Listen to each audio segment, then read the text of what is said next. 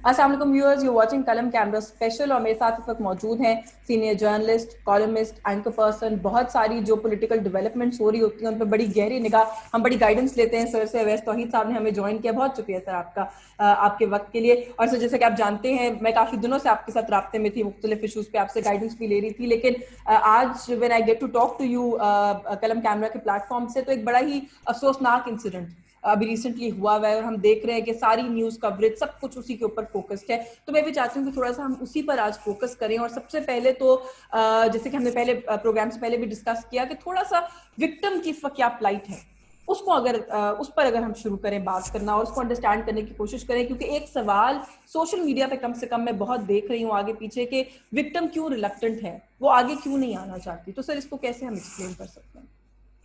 यशवंत, मुतासर खातून या rape victim की जो जो आजमाइश है वो उस इंसिडेंट के बाद से बस यूं समझ लीजिए कि जिंदगी भर रहती है। इसको माशरे के अंदर स्टिग्मा समझते हैं, इसको टैबू समझते हैं, इसको शेमिंग समझते हैं। औरत की इज्जत की बात होती है, मीडिया के अंदर होती है इज्जत लूट ली। अरे भाई, आप ये देखें कि ये इज्जत अगर लूटी गई है तो माशरे की लूटी गई है। अगर दाग लगा है तो ये माशरे के दामन पे लगा है, ये उस मुतासर खातून पे नहीं लगा जिसने ये माशरे के अंदर बराबरी के हकूक ही नहीं दिए, जिसने माशरे में ये तहफ़्फ़ुज़ का आपको एहसास ही नहीं दिया। ये कैसे कैसे लोग हैं कि जिनको ये अंदाजा नहीं है, जो सीसीपीओ ने कहा है, मैं उसकी बहस में नहीं जाना चाहता कि जी ये मोटरवे पे जो है वहां पर क्यों रात की गए थे। उनको ये नहीं पता कि रेप कल्चर जो है वो चेजेस यू। ये चार दीवारी में हो सकता है, ये सड़क पे हो सकता है, ये मोहल्ले में हो सकता है, ये गांव खेत, ये खलियान में हो सकता है, ये जंगल में हो सकता है, और उस सुनसान मोटरवे पे हो सकता है, रात को दिन को। तो इनको ये समझना चाहिए। मुझे तो आज हैरत हुई यशवंत, मुझे फुटेज देख के शख्स जो मिसोजिनी के मुर्तकिब हुए हैं, वो साहब आज जब कोर्ट के अंदर जा रहे थे, उनकी सर्जरी हुई और उन्होंने सो कॉल्ड माफी मांगी है सीसीपीओ उमर शेख साहब ने लाहौर हाई कोर्ट के अंदर। तो मैं जो फुटेज देख रहा था, आ रहे थे तो जबान पे और ये होठों पे यूं था और एक मुस्कुराहट थी, और उसके साथ वकील जो थे वो भी मुस्कुरा रहे थे, और माजरत के साथ I know couple of reporters, और वो भी मुस्कुरा रहे थे। लग रहा था जैसे कोई मजाक है। यानी कि अंदाजा लगाइए कि ऐसा ऐसा वाकया है जिसने पूरे माशरे को, पूरे मुल्क को दहला दिया है। ये सिर्फ ये जो जब कहते हैं कि माँ बेटी और किसी की जो है बीवी, इनको ये किसी मर्द के लिए, या हम कहते हैं इस माशरे के अंदर कि किसी का बाप, किसी का शौहर और किसी का बेटा, नहीं भाई, ये आपका असासा नहीं है, ये आपकी एसेट नहीं है, ये आपकी प्रॉपर्टी नहीं है, जिसको आप जब समझते हैं कि ज्यादती हुई तो फिर समझते हैं कि नहीं भाई ये तो इज्जत पे दाग लग गया। तो अगर यही बात मर्द हजरात पे की जाए तो उनको फिर एहसास हो। कहने का मकसद ये है कि जो आजमाइश के मराहिल शुरू होते हैं यशवंत, वो उस इंसिडेंट के बाद से पूरी जिंदगी भर होते हैं। पहले तो घर वाले जो हैं उनकी सपोर्ट कितनी है, वही समझते हैं कि ये, चूंकि माशरे के अंदर एक ऐसा परसेप्शन बनाया हुआ है कि रात को क्यों निकली थी, अच्छा भाई कपड़े कैसे पहने हुए थे, क्या बच्चे साथ थे, क्या मर्द कोई साथ था नहीं था, क्यों साथ होगा भाई। माशरा तब्दील हो गया है, पूरी दुनिया तब्दील हो गई है, पूरी रियासत, पूरी मुल्क, पूरी दुनिया के अंदर आधी जो आबादी है वो तरक्की और तमद्दुन का जो है साथ देना चाहती है। तो आप ये कैसे सवाल पूछ सकते हैं? लेकिन चूंकि हमारे कल्चर के अंदर ये है, तो जब रेप कल्चर और हमारा सोसाइटी का कल्चर है, तो फिर जो एक पनाह की, एक शेल्टर की जो छतरी होती है वो गायब हो जाती है। उसमें ऐसा लगता है की पुलिस के जो चीफ है, जो वहां के लोगों की हिफाजत के जिम्मेदार हैं, अगर वो ये सवाल पूछ सकते हैं तो फिर तो कोई भी ये सवाल पूछ सकता है कि क्यों निकली थी रात में अकेले, उस तरफ से नहीं जाना चाहिए था। वो आखिरी मिनट तक अपने बयान पर कायम रहे, कोर्ट में जाकर मजबूर होके उनको अपोलोजाइज करना पड़ा। और मैं बड़े अफसोस के साथ कह रही हूँ कि रूलिंग पार्टी के लोग सोशल मीडिया पर आके, उनके सपोर्टर सोशल मीडिया पर आके इस बात को बड़ा ग्लोरीफाई कर रहे हैं कि उन्होंने माफी मांगी।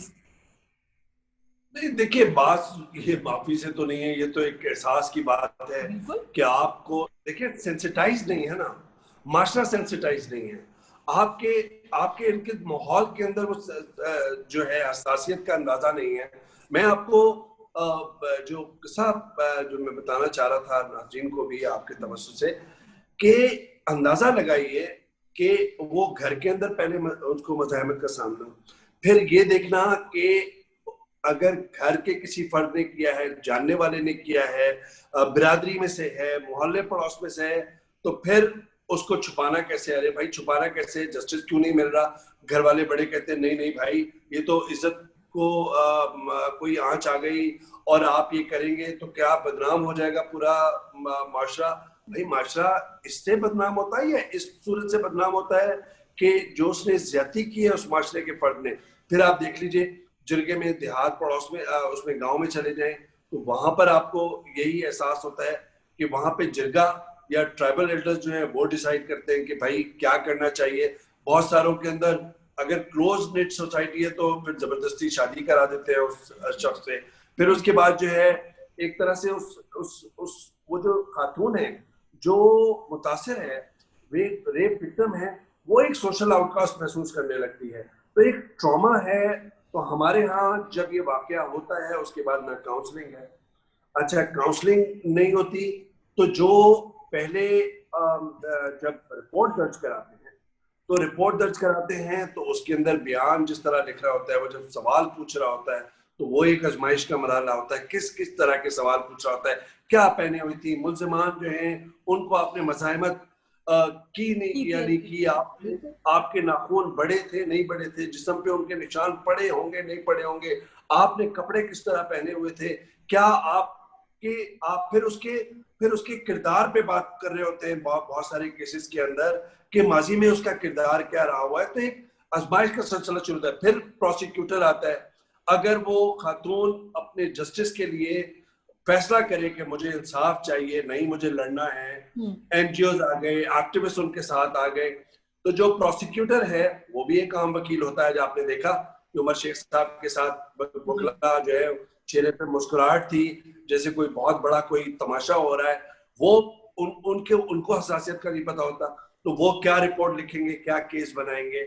अच्छा फिर उसके बाद होता है डीएनए टेस्ट। जब होता है डीएनए टेस्ट होता है महंगा, बहुत कम लोग अफोर्ड कर सकते हैं। जाहिर बात है गरीब अगर मुतासिर खवातीन है तो उनके लिए डीएनए टेस्ट क्या होगा। अच्छा फिर एमएलओ जो है वो खवातीन एमएलओ नहीं है, तो जब खवातीन एमएलओ नहीं है तो फिर मर्द जो है उसके साथ कैसे वो टेस्ट होगा, क्योंकि जाहिर बात है कि आपको हसास जगह के अंदर वो सारा मुआयना करना पड़ता है।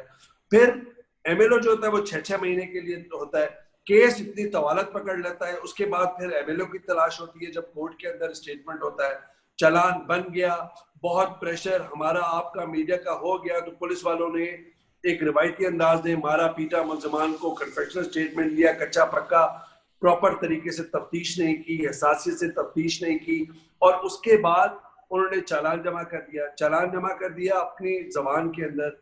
जब वो चालान अदालत में जमा हो गया तो फिर कोर्ट के अंदर जज जो है वो उसको वो करने की जरूरत है। मैं आपको बता रहा था कि मेरे अपने रिपोर्टिंग के तजर्बे में कि एक लोअर कोर्ट के अंदर एक रेप विक्टिम आई हुई थी, कटहरे में उसको खड़ा किया हुआ था, उसका बयान कलमबंद कर रहे थे और जज साहब ने जो क्रॉस एग्जामिनेशन शुरू की तो मैं आपको बता नहीं सकता, वो लम्हा मुझे आज भी याद है किस तरह दर्दनाक वो मरहला था। और कर्ब की बात थी जब रेप विक्टिम ने कहा कि जज साहब एक दफा मुझसे वहां पे ज्यादती हुई, अब दूसरी दफा मुझे एहसास हो रहा है जैसे यहाँ पर आप मेरे साथ ज्यादती करेंगे। फिर हमने खैर शोर वोर मचाया, जज साहब को हमने कहा वक्फा करें, तो जज साहिबान को सेंसिटाइज करना। फिर उसके बाद जो है वो टूट इतना पकड़ता है कि 6-7 साल लग जाते हैं। 6-7 साल में नॉट इजी कि आप कंटिन्यूअसली 6-7 साल कोर्ट में जाके उसी चीज को दोबारा रिपीट करें, अपने आप को जस्टिफाई करें, अपने आप को साबित करने की कोशिश करें। ये एक बड़ा मेंटली एक बड़ा ट्रॉमेटिक जो है वो प्रोसेस है। अगर डिस्क्रिपेंसी आ जाए, देखे ना मेमोरी का एक है कि उस वक्त आपकी क्या मेमोरी है क्या नहीं है, थोड़ा सा भी डिस्क्रिपेंसी जाए तो फिर जैसे मुख्तारन माई है, बहुत केस हाईलाइट हुआ, तो उनसे जब क्रॉस एग्जामिनेशन हो रही थी तो उन्होंने पहले कहा कि मैं वहां से नेकेड आई जो बयान में था, और जब उन्होंने बाद में जब उनका बयान था तो उन्होंने कहा कि मैंने जो लोअर बॉडी थी उस पे मेरे लिबास नहीं थे, यानी कि शलवार वगैरह नहीं, तो उसके ऊपर उन्होंने एतराज कर दिया कि जी आपके बयान के तजाद है, आप अंदाजा लगाइए कि ये हसासियत का मामला है या नहीं है। तो कहने का मकसद ये है कि आजमाइशों का एक पूरा मरहला होता है उसके लिए। अच्छा, यशवंत जी। इट्स वेरी डिफिकल्ट, इसके अंदर तो कोई शक नहीं है। थोड़ा सा मेरे पास वक्त भी कम है, अगर आखिर में मैं आपसे ये पूछना चाहूँ कि क्या हो गया है, हमें हो क्या गया है? ये जो केसेस है, वो सीसीपीओ साहब ने एक खातून पर तो सवाल उठा दिया कि क्या कर रही थी रात को 12 बजे आप सड़क पर। अगले ही रोज तौसा शरीफ से एग्जैक्टली यही रिपोर्ट आई कि एक खातून को उसके बच्चों के सामने ज्यादती का निशाना बनाया गया, उसके घर में घुस के। अब उस खातून ने क्या किया था वो भी हम किसी से पूछ लेते हैं। फिर उसके बाद रोज हर आए दिन कहीं ना कहीं से खबर आ रही होती है कि छोटी बच्ची, 10 साल की बच्ची, 14 साल की बच्ची, 12 साल की बच्ची। ये केसेस रोज बरोज बढ़ते जा रहे हैं एंड अनफॉर्चुनेटली ब्लेम हम सबसे पहले विक्टिम को करते हैं।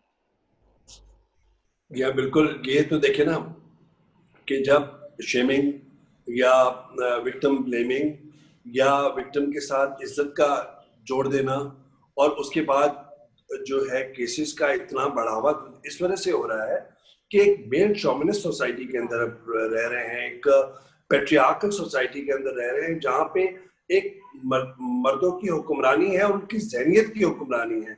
उस जहनियत को जो बिगेटेड माइंडसेट है और जो वो औरत को एक एक एक एक असासा या एक टॉय की हैसियत से ज्यादा नहीं समझता।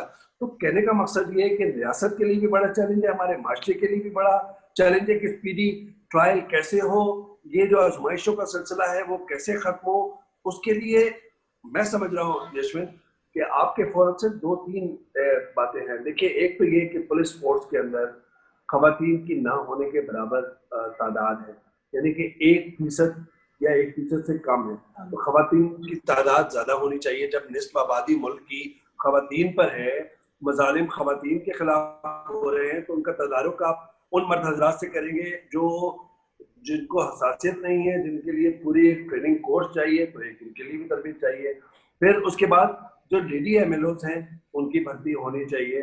फिर उसके साथ साथ आप देखिए कि सारे केसेस जो हैं वो अगर आप उठा के देखें तो ये कैसे अफसोस की बात है यशवंत, हमारे लिए भी, हमारे माशरे के लिए दाग हमारे माशरे पर है, ये हमारे जहनों पर ये दाग है कि जब जब रेप विक्टिम इल्जाम लगाते हैं उस वक्त से लेके और कन्विक्शन तक, तो कन्विक्शन रेट है 4%। बिल्कुल 4% का अंदाजा लगाइए यशवंत। तो ये हमारे लिए दाग है या फिर रेप विक्टिम्स के लिए? उनके लिए सारी बात है कि रियासत के लिए है, हमारे लिए। तो मैं समझता हूँ कि कन्विक्शन रेट को बढ़ाना पड़ेगा और मौसर तरीके से किस तरह की कानून साजी है। ये सियासी जमातें पॉइंट स्कोरिंग कर रही हैं। आज भी आप देख रहे हैं नेशनल असेंबली के अंदर एक धुआंधार तकरीरें, पॉइंट स्कोरिंग के बजाय कानून साजी करें, लेजिस्लेटिव फ्रेमवर्क करें। जिस तरह आपने ऑनर किलिंग के अंदर फ्रेम एक कानून बनाया, उससे होता ही है कि उसकी कंप्लीट इम्प्लीमेंटेशन, एग्जीक्यूशन नहीं भी हो, उसके बावजूद पुलिस अफसरान जो होते हैं वो आप पाबंद होते हैं उसके कानून के मुताबिक हिस्सा लेने के लिए। फिर दूसरा ये कि हमारे सिलेबस के अंदर जो है ये हसास टॉपिक्स जो हैं जिनको हम टैबू समझते हैं उनको डिस्कस करना चाहिए, बच्चों बच्चियों के साथ ये डिस्कस करना चाहिए। खवातीन होने चाहिए, बच्चियां भी और बच्चे भी। बिल्कुल यशवंत, वो हमारे घर में किसी के साथ भी हो सकता है, ये किसी के साथ भी हो सकता है। तो लोगों को ये सोचना चाहिए कि इसका तदारुक हमें करना चाहिए। तो माशरे में बेहतरी कैसे लाएंगे, कवानीन के लिए आप कवानीन को नाफिज कैसे करेंगे। फिर दूसरी बात ये देखिए, लीगल एक टर्म यूज होती है एट्रिशन।